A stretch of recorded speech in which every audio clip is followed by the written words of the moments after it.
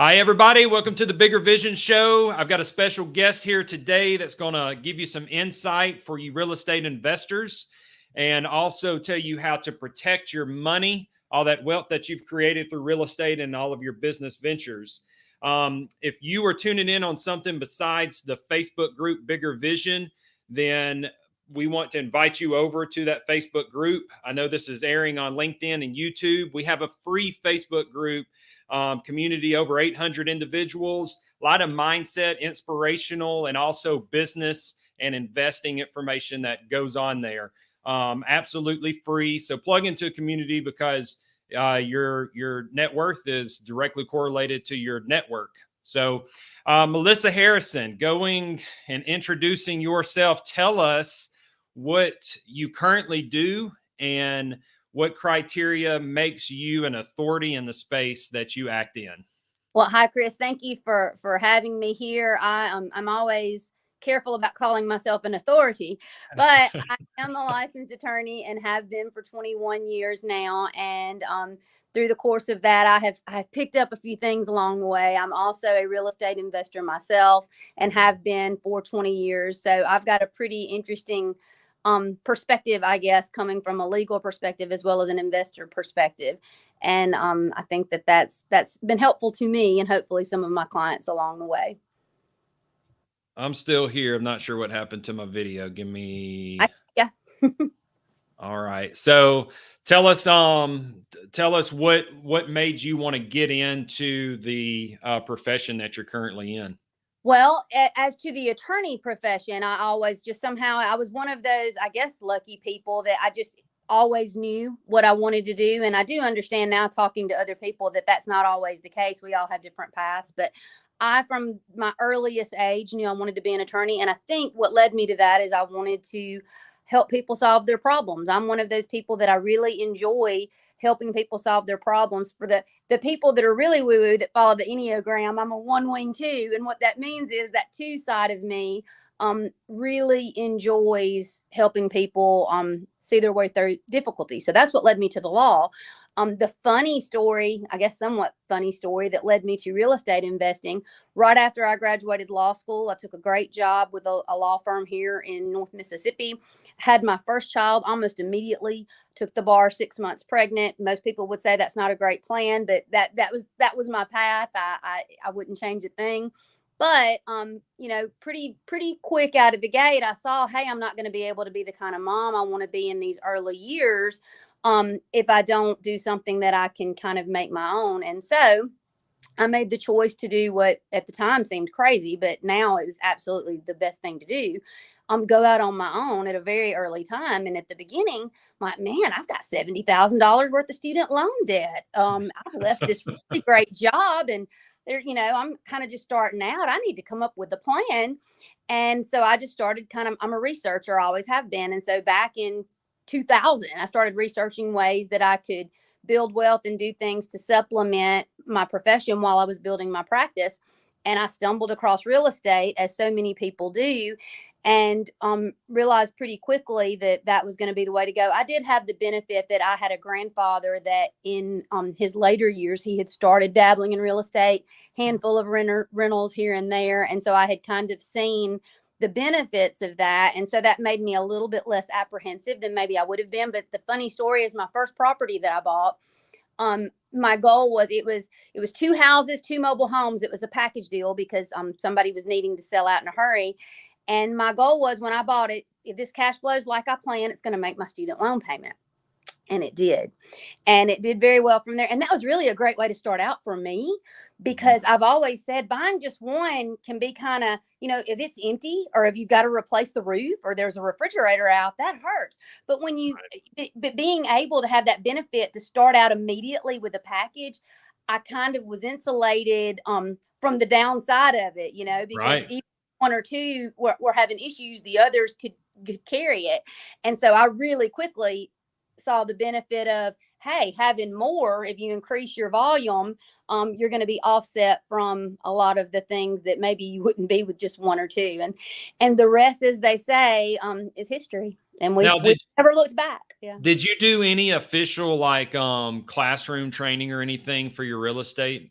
No, I think having the benefit of having a law degree, that gave me a perspective. Maybe I wasn't starting from a completely blind perspective. I had worked for attorneys in the past, even in my undergraduate time at Mississippi State. So I had a very practical understanding of that process, titles and deeds. And so I don't want to skip over how useful that was. And I don't take that for granted, that I understood things immediately from the beginning, that you're right. Somebody coming in without that legal background would probably need to avail themselves of some additional training to be able to do that. Right. But I understood, the process of contracts and title work and setting up LLCs and those kinds of things, and things you could do, things you couldn't do.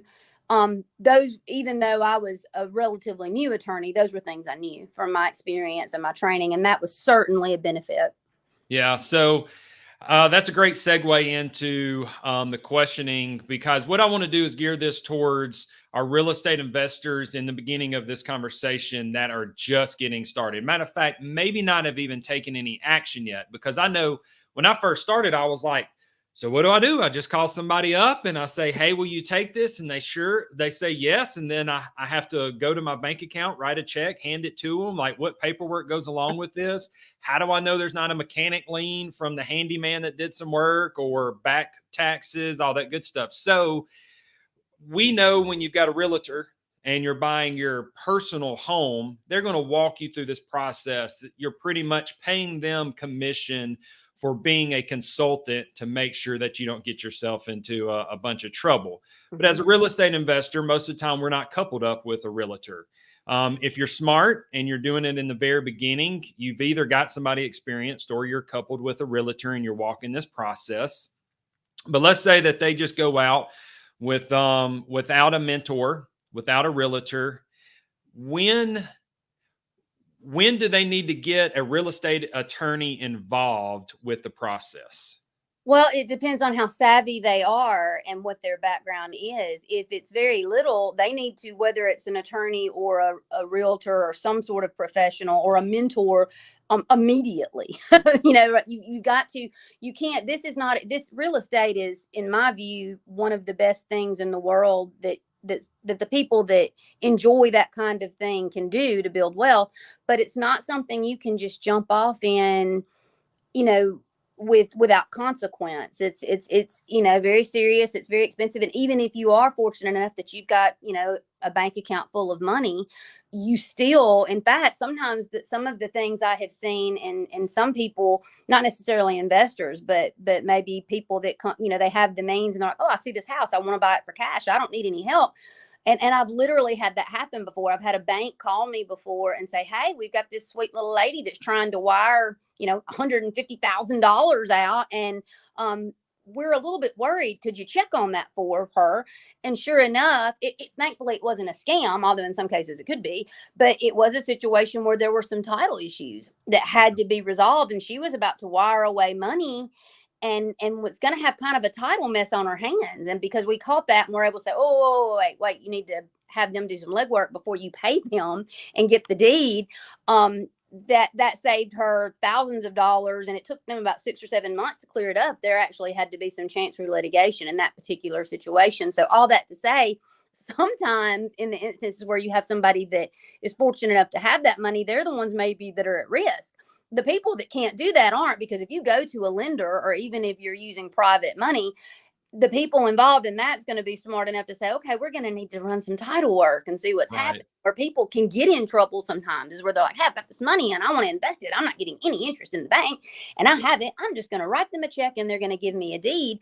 And with no understanding of that process, that even someone who's well-meaning could have title issues maybe they don't know about, it can be a real problem. And so I would just say it depends on where you are, but regardless of where you are in the process, you need to make sure that you educate yourself through courses or mentors or connections with professionals one way or the other. And realtors, I know a lot of people say, oh, I don't want to pay that commission.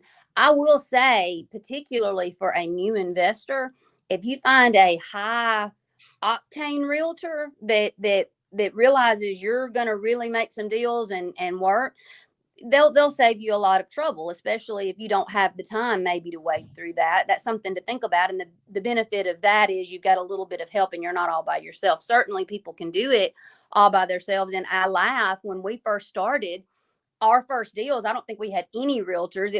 I don't know, you may even be too young to remember the advertiser. Yeah. Yeah. We would go. That was my husband, Jason. We were doing it together. He was primarily coaching and teaching at the time. When it started, it was primarily me.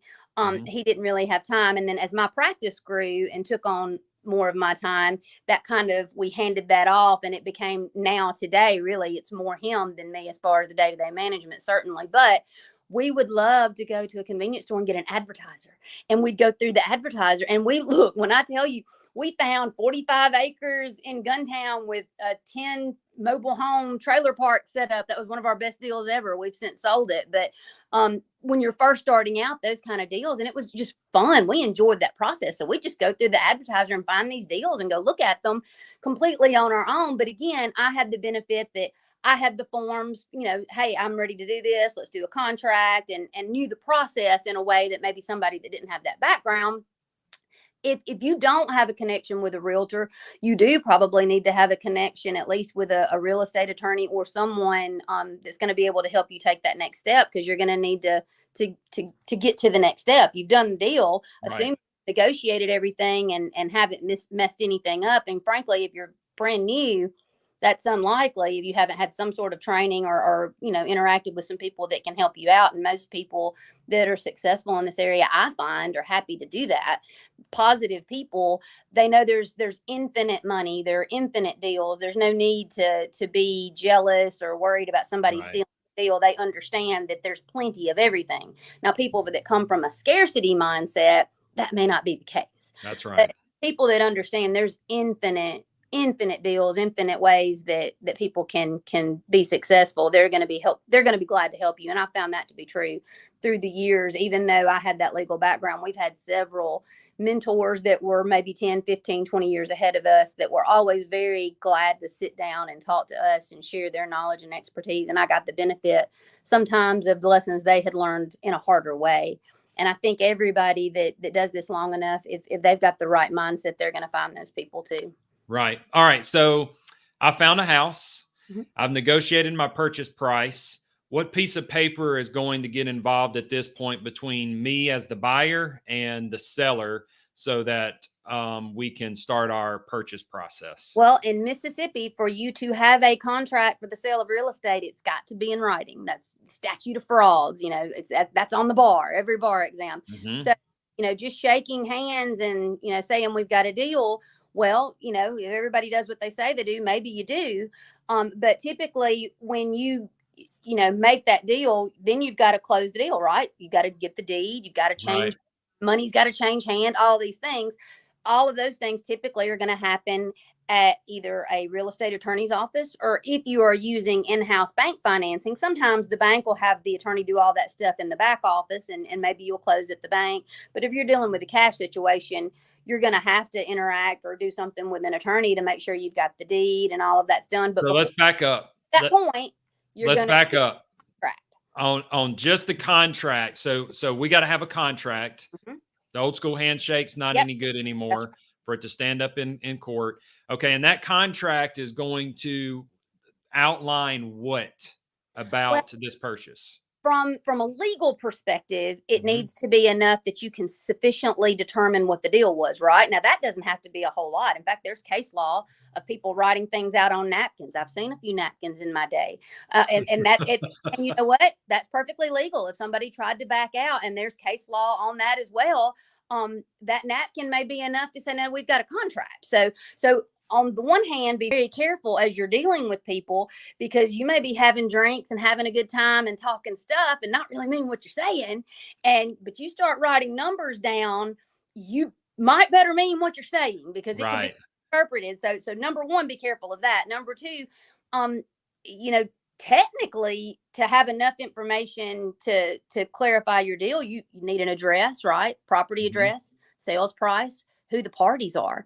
Mm-hmm. I mean, technically, if you've got those three things, arguably you've got a contract. From my perspective as an attorney, I'd like, the more the better, right? Things like When will possession be delivered? Typically, of course, that's at the closing, sometimes not. Is this an as-is sale, or is it subject to some inspections? Typically, in an investor's context, you typically are dealing with an as-is situation, because investors understand that's how you get the deals. When you go through all of the contingencies, a lot of times that's where you'll miss out on the deal. So most investors understand, but still have all of that, maybe something in particular is being left, maybe it's not. The specific terms of the deal, if it's already a rental property, an investment property, are you going to get prorated rents? What about security deposits?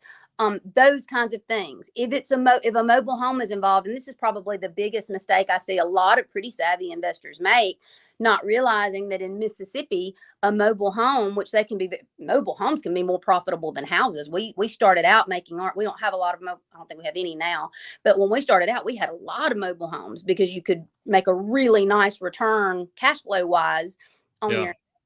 Well, in Mississippi, you've got to have a title, much like a car. And so a lot of times I'll see these contracts, and of course you've got the real estate in the mobile home, and it doesn't say anything about a mobile home even being on the property, and they'll get to closing. And I have seen this, and I'm like, whoa, wait a minute. We got a mobile home. We need, we got to get the title, or if the title's somewhere, handle all of those things and make it clear. So, if a mobile home's involved, reference the make and model of that mobile home, where the title is. If it's, if there's a lien holder that has that title, the process would be that you pay off that lien holder and then you negotiate the title, just like you would on a car. Right. Those things that, and I can tell you, and anybody that has dealt with MDOR, which is the Mississippi Department of Revenue, that titles mobile homes and vehicles, if you mess around and don't have that, and if something happens to the seller, that can be a real problem.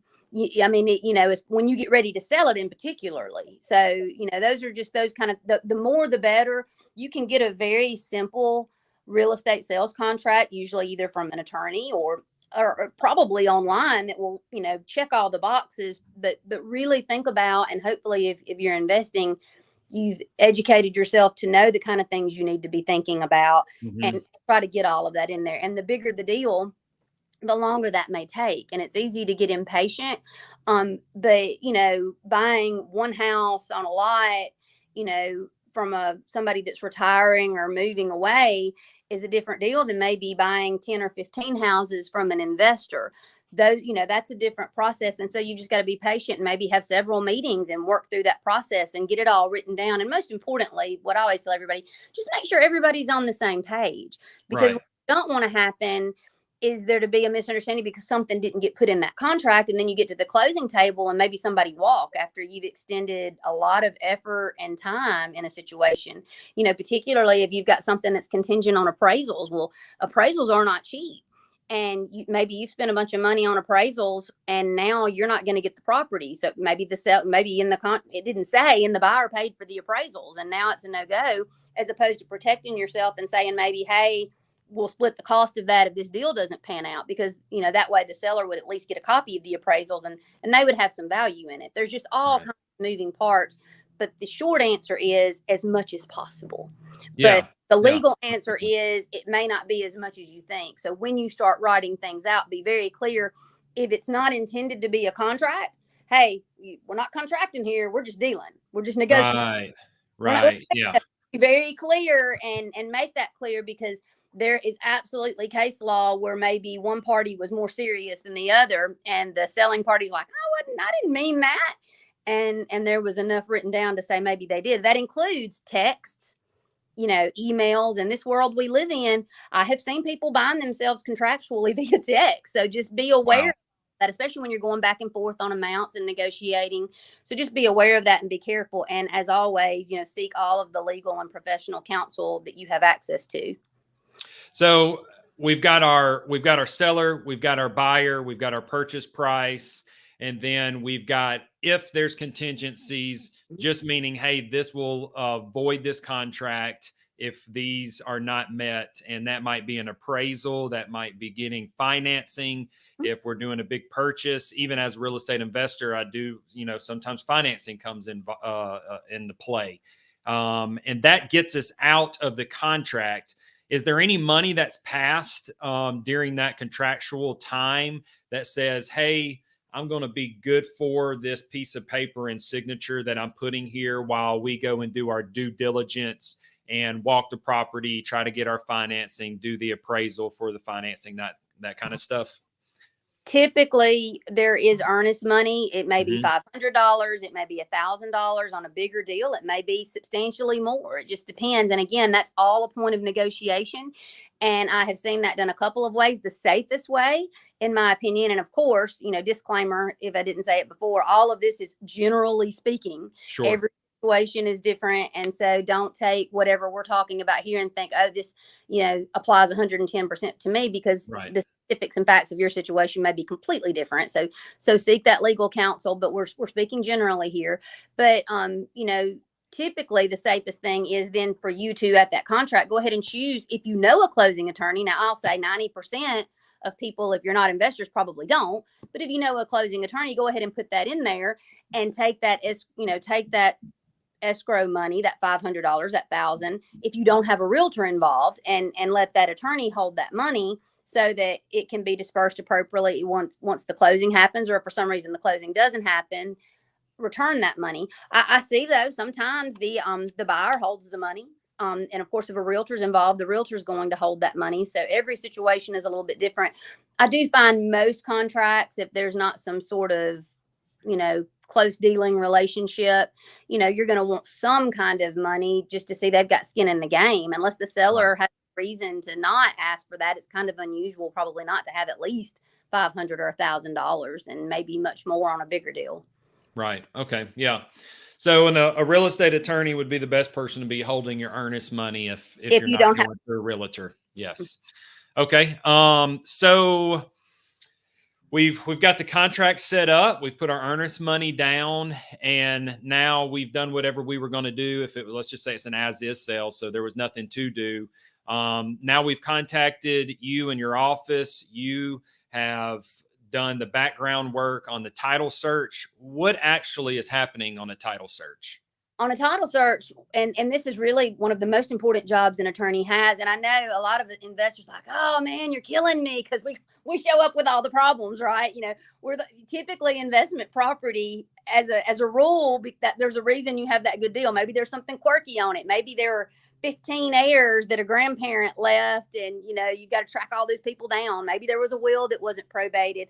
Just a lot of legal things that it's our job to do, to make sure, hey, we go back a period of no less than 32 years and make sure that when you leave with a deed at the closing, that you have valid title, to the best of our knowledge and belief, what's recorded, so that you've got valid title and you're actually paying for something. Like in the situation I used before with the person that was going to wire money without a title search, there were some things that had to be done. In that particular case, there had been a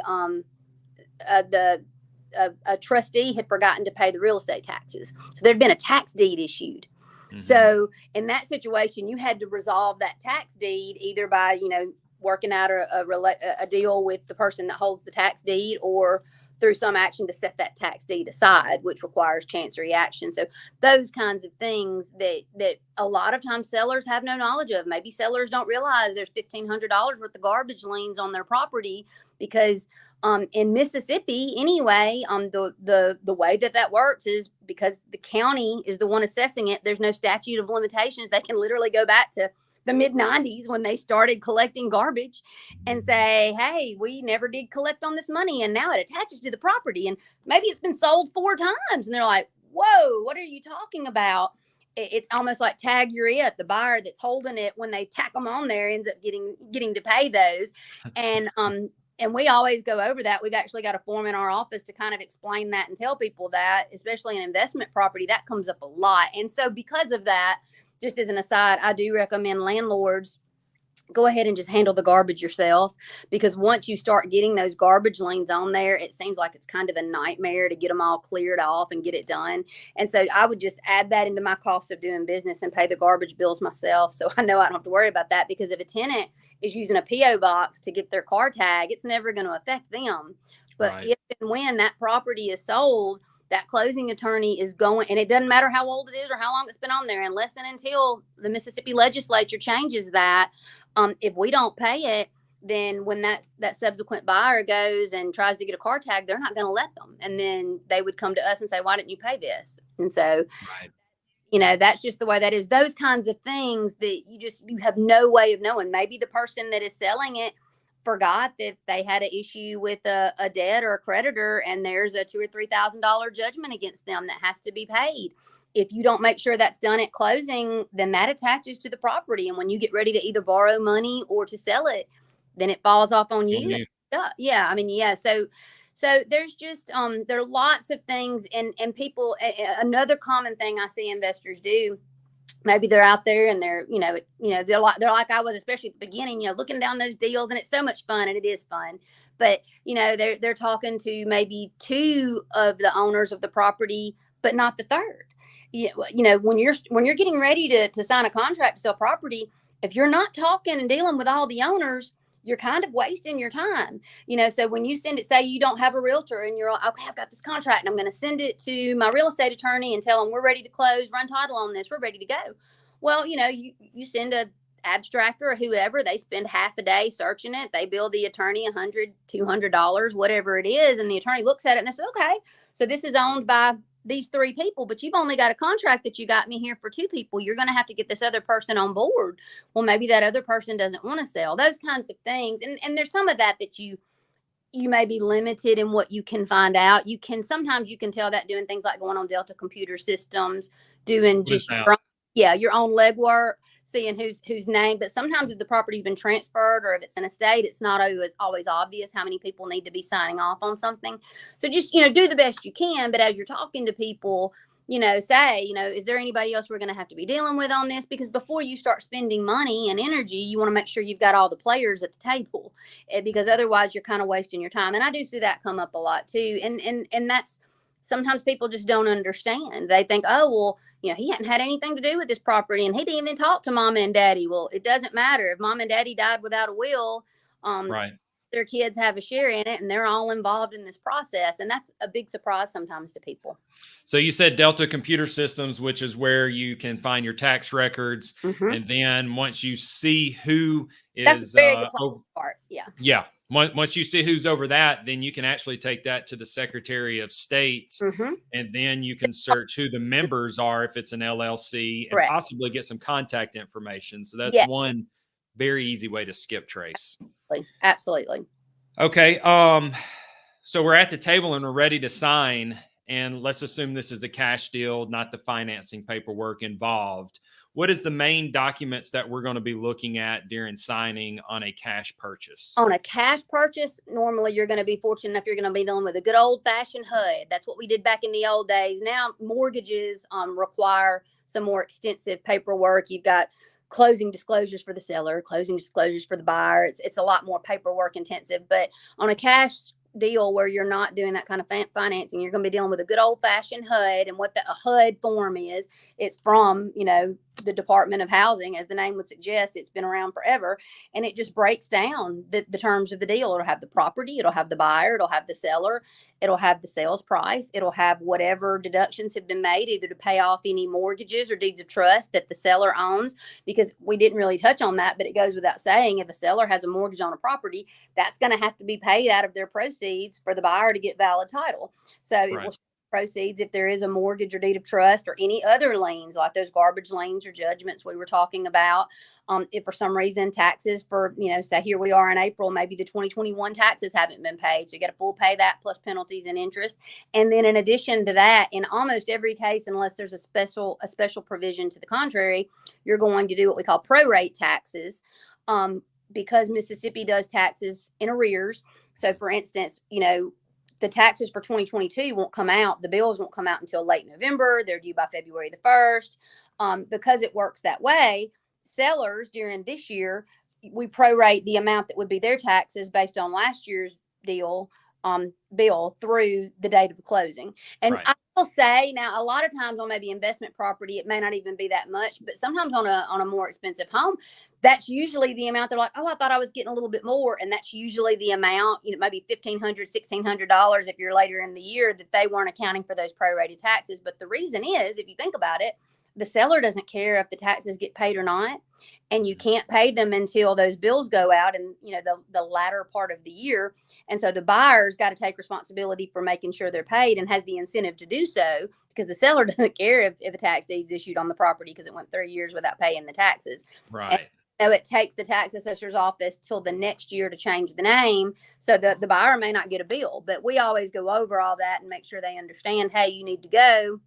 If it's a homestead situation, which that wouldn't apply to your investors, you claim your homestead at the appropriate Right. If it's not homestead, at any rate, go by there. And if you've got a lot of properties, and a lot of investors I know do this, and still sometimes they'll miss one, you go over there and say, hey, pull all my properties, make sure I'm not missing one. I've got it on my list here, but you know, sometimes things can happen. And most investors I know, every now and then they'll miss one, and it'll run in the paper and like, oh, I missed one, I got to get by there. So that's not uncommon. That happens sometimes, but you do want to have a system so that you don't miss those, and that those properties that you buy in 2022, that you're paying those taxes whenever you do at the end of this year or before February 1st, if you don't want to have penalties and interest next year. Gotcha. So the HUD is telling pretty much what's being dispersed and what's being brought to the table. I prefer, and different attorneys are different, but I prefer to start with that, because if we're going to have a problem, that's where it's going to be. If somebody, you know, because at the end of the day, you see how much money the seller has to bring to the table, certified funds, and then on the other side, you see how much the buyer has to bring to the table, and then on the other side, you see how much the seller's walking away with. And really, those are the two numbers that the buyer and seller care the most about. The others, they can look and add up and kind of wallow in, but at the end of the day, you know, the buyer needs to be pleased with the amount they're bringing. It needs to be approximately what they expected, and the seller needs to be okay with the amount they're leaving with, because if they're not, the deal may not happen. And I have seen that there was something in there, if there were some liens or something going on that they weren't happy about, I'm just not selling.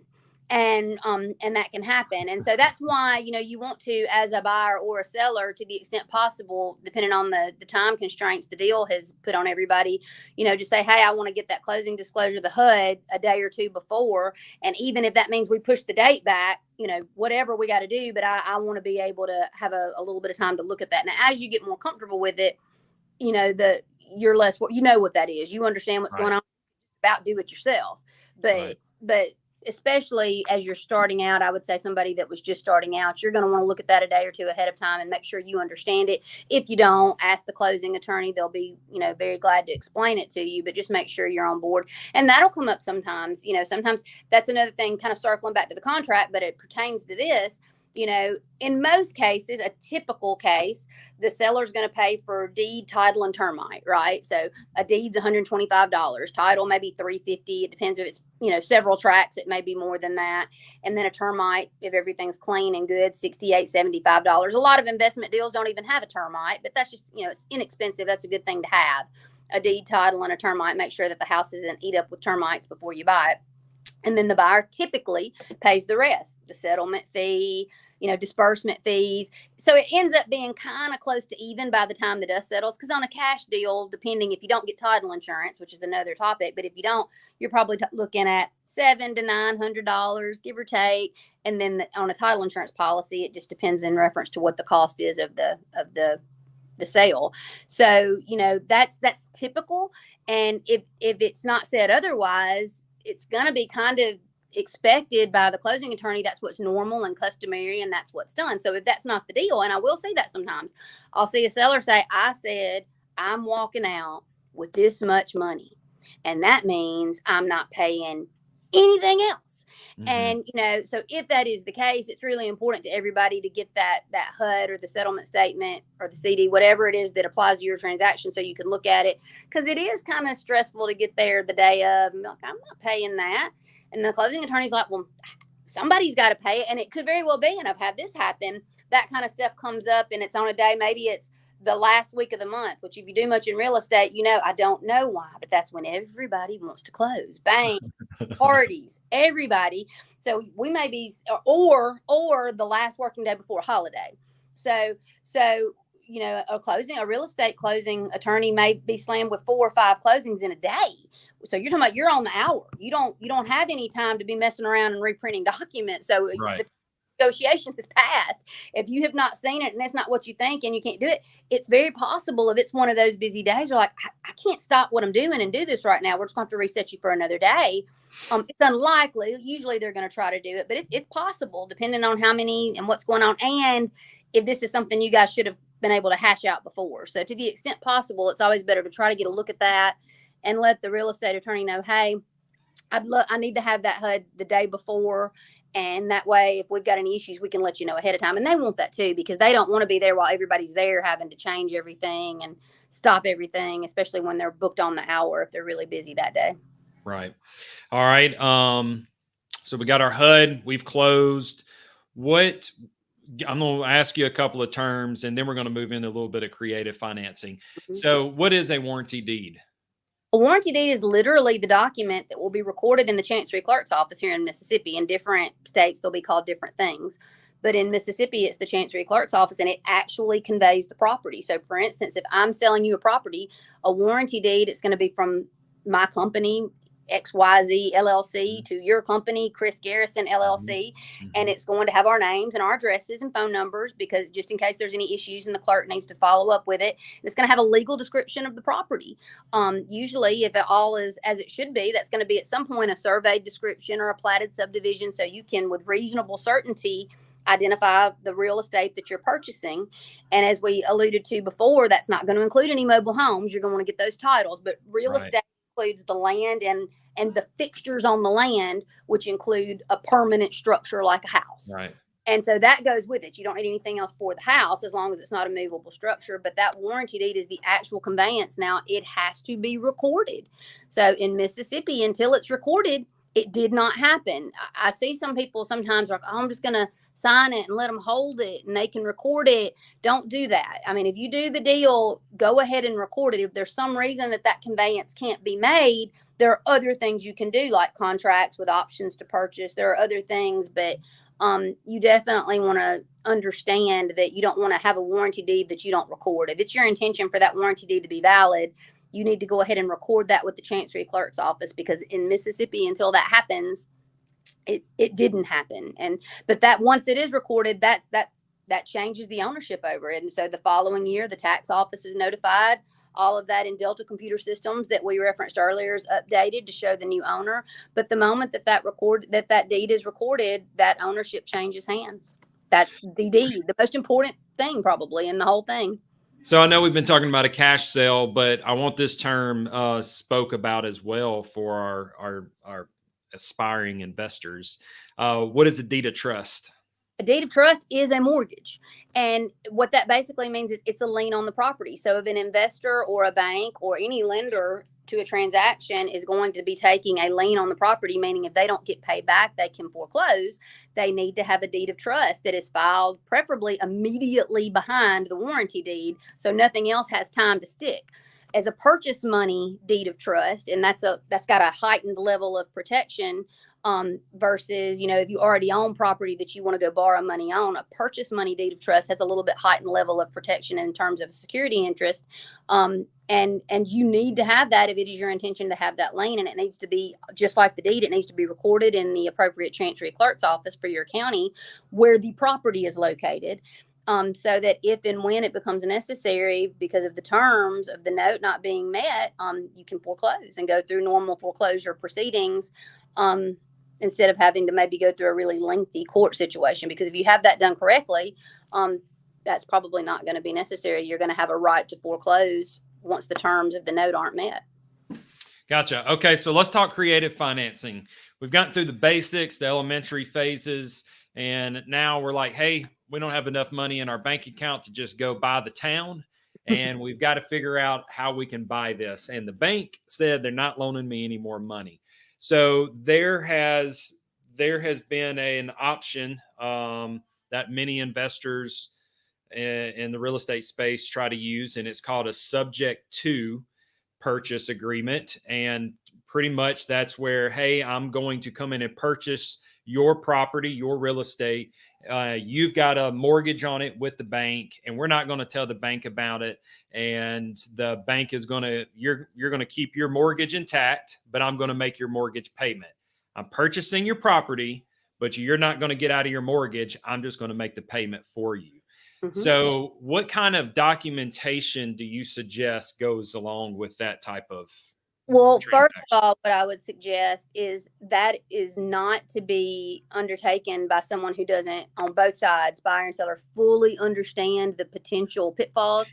First of which, and probably not the least important, is most lenders on those mortgages that the original owner has they're going to have language in it that specifically says this can't be assigned or taken over without our express, you know, consent, and all of those dragnet clauses that basically says we can call the note for any reason, yada yada yada. All that to say, if and when the bank does updated title work, or for whatever reason, through whatever method, discovers that there's been a transfer, even if they're being paid regularly, they could potentially call the whole note then. And so when I see that come up, and usually the people that I do see do that are very savvy, and everybody's completely above board and understands, because you're right, on the HUD, the settlement statement, it's going to break down that it's being taken subject to the mortgage. There's going to be terminology typically in the conveyance and the warranty deed that, or actually it's going to be a quitclaim deed, because you can't, a warranty deed is actually saying,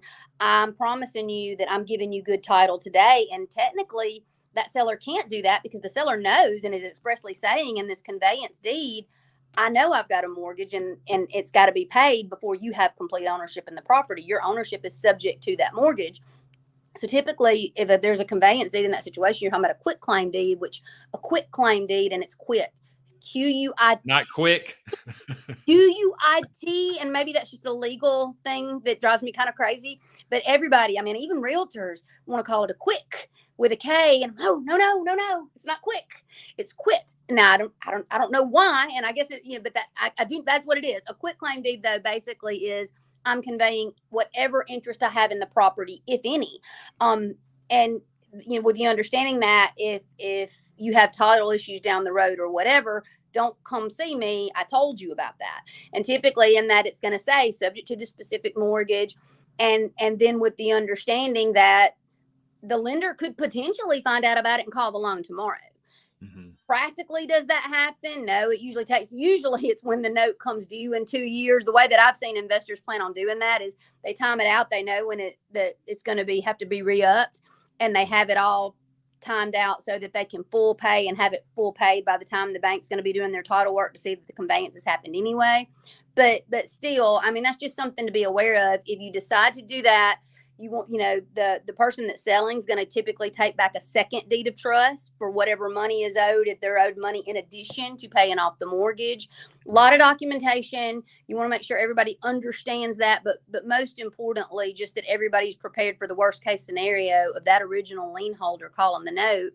And if that happens, here's what we're going to do. And I would suggest, in the event that you take that creative financing option, cover that in the contract. But most of them I see that choose to do that, they're in a position that if they had to get together the money to call the note, they typically could, and they're prepared for that, and they understand that. But at a minimum, you're looking at a quitclaim deed, and if there's more money in addition to paying off the mortgage that's required, a second deed of trust for the selling party, and all of that breakdown is going to be set forth on the HUD, that it's all being taken subject to that mortgage. So a lot of real estate investors will try to get into this game starting as wholesaling, because they say, okay, I don't need cash. I don't need banks. I don't need private money lenders. I can go in here, get a contract on this property, and then wholesale it, resell it, assign that contract to someone that wants to purchase this property.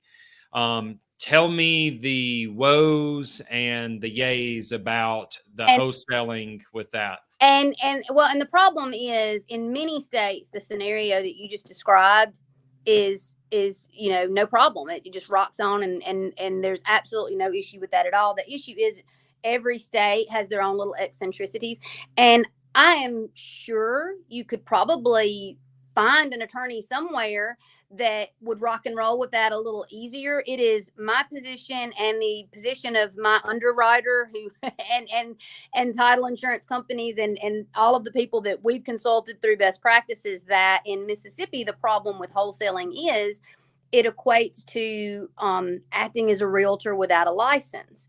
And that could run you afoul of some pretty powerful agencies and could even be considered a felony if you don't cover yourself. And so now, obviously, one way around that would be to get your realtor's license, right? And then you're golden. Then you're in a Right. position that, as long as you disclose everything and follow appropriate realtor ethical rules, then there's no issue with you also maybe getting that commission and doing it in that way, as long as it's all properly disclosed. But my position is, I think one reason why that added protection is in Mississippi, that you need to be a realtor to get commission on a property that you don't actually own, and the position that the contract itself isn't an ownership interest. And I think that's the distinction between the states. In some states, they're treating that contractual interest as something you can convey, right? And in Mississippi, you need to actually own the property to be able to convey it and be able to go through the process of buying it. Now, people flip all the time, and sometimes people may flip same day or the next day or whatever. But when you do that, you've actually bought the property with your own separate set of funds, and then you sell it, and hopefully you'll mark it up and make a profit and rock on and go to the next thing. But when you do it the way that you just described and kind of cut all that out and just try to pay a non-licensed realtor a commission, the pretty common viewpoint from what I have discerned from all of the people that I have consulted with is that is in fact, practicing as a realtor without a license, and could get you in some serious trouble. And so there's just no reason to do that when you can take some additional steps and protect yourself so you don't run afoul of that and still do well and still make money. And so there's just different ways that you can do that. But I would not recommend doing that in Mississippi. While you can go to other neighboring states and do it all day long, I would be concerned about running into legal trouble doing that in Mississippi. That is not to say that you may not find another legal opinion.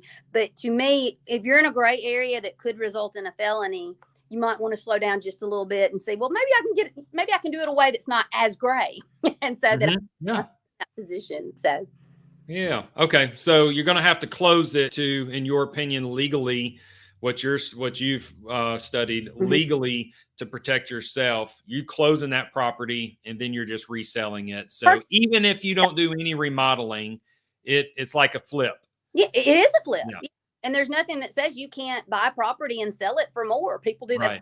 That's we're still in America. You can still do do that the appropriate way, as long as you're not doing some weird thing, acting as an illegal straw person because you're somebody that can't buy it. That's a different scenario. But yeah, I mean, that the safest way to do that in Mississippi is just buy the property. It's your property then, or your entity's property to sell or hold or do whatever you want, and you don't have to worry. But anytime you see on a closing statement, and the red flag is, any kind of a commission or anything to a non-licensed realtor, you're like, okay, well, how's that person getting a commission? If it, that's different than paying for, say, a home inspection or a termite. But if it's not for an actual service, if it's for finding the deal, well, doesn't that sound a lot like what realtors do?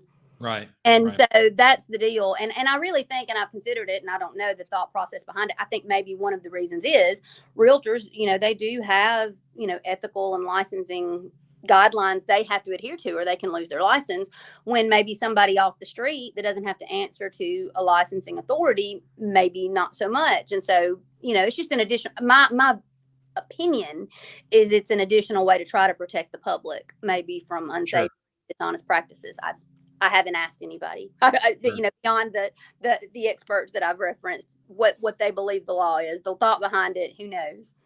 Gotcha. All right. So I want to recap this because we're about to move into estate planning questions because we're getting short on time. So recap is, first of all, you need to know what a good deal is when you're buying property. So with that good deal, once you've discovered that, you've got a contract, a purchase sale agreement, agreement for sale, contract.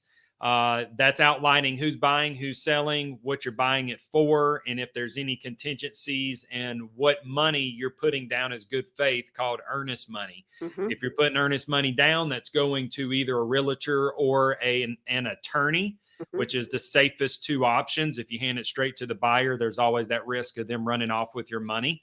All right. So then once you get it contracted, and you do whatever due diligence you were going to do, you're passing that over to your real estate attorney. If you didn't already have one involved with the earnest money, they're doing title search, making sure you're getting good, clean title. And then at closing, you're going to see a HUD, which breaks down who's getting what, according to what money. And then they're going to file a warranty deed on your behalf as the buyer. So that is now actually recorded that it's your property. And then if you had any type of financing or loans, there's also going to be a deed of trust involved as well. So we have moved through the next 20 years and we've acquired a nice little portfolio. And we've also got our income that we've been making with trading our time, because maybe real estate investing was a side hustle. What do I do to protect myself? And we hear this term called estate planning. What does that mean, and why do we want to do that? Well, estate planning, certainly. But I want to cut right before that. Hopefully, as a real estate investor, most of your property along the way has been in an LLC or multiple LLCs. So first of all, especially if it's multi-member LLCs, make sure those operating agreements that you have are very clear about what happens at the death of the first member, that all goes to the other member. If it's a situation where it's not a husband and wife, like my situation, that maybe, how it will be, how property will be valued and how the partner can buy out the family of the other person. Those are things, especially when you're having partnership LLCs with people you're not, legally bound to otherwise through marriage or otherwise. You want to have those conversations at the front end, get that all in the operating agreement. So that being the case, assuming you've got the bulk of the property in those LLCs, now you've also got to deal with all of your personal assets and make sure all of that is transferred in a way that you want. And there's so many different ways to do that, from the very simple to the very complex. But tying that all back in, something that a lot of people like to do, if you're a situation like myself, and say you've got a husband and wife that they have X number of LLCs that holds their property, and they're like, okay, my kids are getting grown, I need to start thinking about things, and I've got different things to think about than I had to when they were young. You can, a lot of people, and again, every situation is different. It may not be the best thing for everybody, but a lot of people, they'll set up a holding company that holds each of their LLCs, and then that holding company maybe is held by a trust. And then that trust is the owner of that single member LLC that holds all the other companies. Well, if you do that, and this again is just, something that some people do, that trust agreement sets the terms for what happens to that property. And then your simple will could maybe just pour everything over into that trust, so that if and when the time comes, maybe you don't even have to go through the probate process if all goes well. You've got this trust document that sets up the terms. If you've built up a lot of money, hopefully for your children, grandchildren, maybe even beyond that, maybe for some charities, different, very specific things that you can name. And there's a lot of different benefits to doing that. We don't have time to get into all of that, but once you get to a big enough level, that may be something you want to consider. Alternatively, you may just want to have a simple will that says, this is what happens to all of my, maybe it all goes to my spouse. And if my spouse predeceases me or we die simultaneously, it all goes to my children. Simple as that. You're talking about a 2 or 3 page document. And technically, in Mississippi, the laws of intestacy are such that that's what would happen anyway. But I do find that, especially now, you've got blended families, you've got business partners, you've just got lots of moving parts. And that's why a lot of people do like the benefit of a trust. I don't always recommend trust for people because sometimes that's just overly complicated. But in the realm that you're talking about with real estate investors that hopefully have built up a pretty big portfolio, that may be a model that they want to at least consider. And it all is going to come down to what their tax consequences may be. And the one thing you can be sure, well, there's 2 things you don't know. A, when you're going to die, and B, what the estate tax situation is going to be when you die, because it changes year to year, administration to administration. There's a time it was $1 million, there was a time it was unlimited. Now you're somewhere around 5 million. It's every year. So I'd say most of the people I see, they're not worried about the estate tax, right? But the whole goal of the people watching this is they want to be in that realm that maybe they are. And right. So they've got some things to think about that the general public maybe doesn't so much. Maybe the general public has a house and, some special keepsakes that they want to make sure goes to a specific grandchild. That's a different scenario than $10 million worth of real estate in 5 different LLCs. It's a whole different situation. And so everybody that has spent their lifetime building something up like that, they definitely want to take the time to think through what they want to happen first at the first death, if you've got a spouse, and then at the second death. Right. And that's just something that you've got to think through. And in particular, though, the biggest thing that you can do in those LLCs, if hopefully you're holding your real estate there, there's for liability and tax purposes, there's a lot of reasons why your CPA and your attorney are probably going to advise you to do that. Have those operating agreements, kind of map out what happens, even if it's a husband and wife LLC, have another layer of protection so that hopefully if something happens to one of the members, nothing has to stop. You're not having it, you don't want to have all of that real estate and it take 3 or 4 months to get in front of a judge to get the authority to get into the accounts that do all that. There's just no reason for that. And so there's lots of different things that can be done ahead of time if people it's an unpleasant thing to think about. But if you just think about it a little bit, every year or two, it will be a big relief to your family and the people you leave behind. And hopefully you will leave behind a legacy that they will be really proud of. Yeah. You just never know when the time's going to be. So now is the time to do this. None of us know. Now is the time. Yeah. All right. So tell us what the name of your I want to say establishment, but your office. There we go. Establishment sounds like a bar. Yeah. No, it is Harrison Law Office, PLLC. We're here in Tupelo. We're at the corner of Magazine and Church, right behind Calvary Baptist Church in the former Family Resource Center. So we've got a huge 6,800 square foot building that we got plenty of room and lots going on. And we love taking care of people, helping them solve their problems to the best of our ability. How do people reach out to you outside of just driving by your place? How do they get? Well, the best thing to do would probably be reach out and see if they need an appointment. And that would just be call our office at 662-269-3543 and choose the option for reception or appointments. And they'll go through kind of a screening process and figure out, which attorney you need to talk to. We have another attorney here that does a lot of different things, and or if it's a real estate matter or an estate planning matter, and so they can make sure and hook you up with the appropriate person that can talk to you, and just we'll try to help you as best we can. If for some reason it's something we don't do, we usually try to at least give you some information where you can go for help. We hate for people to leave empty-handed. If it's something we can't help with, we'll try to send them somewhere where they can get some help. Awesome. I appreciate your time, Melissa. Melissa is a part of the Bigger Vision Facebook group. She does make posts there. We spoke strategic about real estate and estate planning today, but she's got a great mindset and story and philosophy about how she responds to life.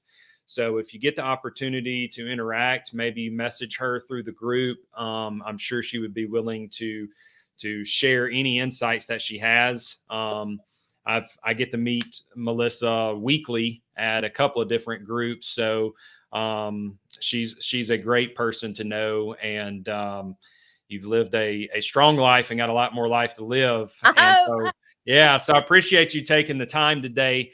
If you guys are looking for even more resources, you can hop on iTunes or any of the other podcast platforms, and you can look up Bigger Vision Podcast. I release a weekly podcast, anywhere from 10 to 20 minute, just kind of talking about mindset, getting into a little bit of business and investing at this point on the most recent ones. So look for resources. If you're not constantly self-developing, then you're going to get left behind, because everything else is moving forward. With this day and age and technology, there's so much information out there, and you want to be at the top of your game. So there's absolutely no excuse not to be performing at your best, because the resources are available. Melissa, you said something when you did your research, and I almost cracked a joke and said, did you have to go to the library?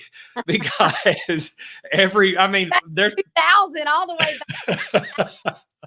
Yeah, so harder then than it is now, no doubt. Most definitely. So look, guys, I want you to live in success. Thank you for tuning in. Thank you, Melissa, for your time today. Really appreciate you. I enjoyed it. Thank you for having me. Bye. Okay, bye-bye.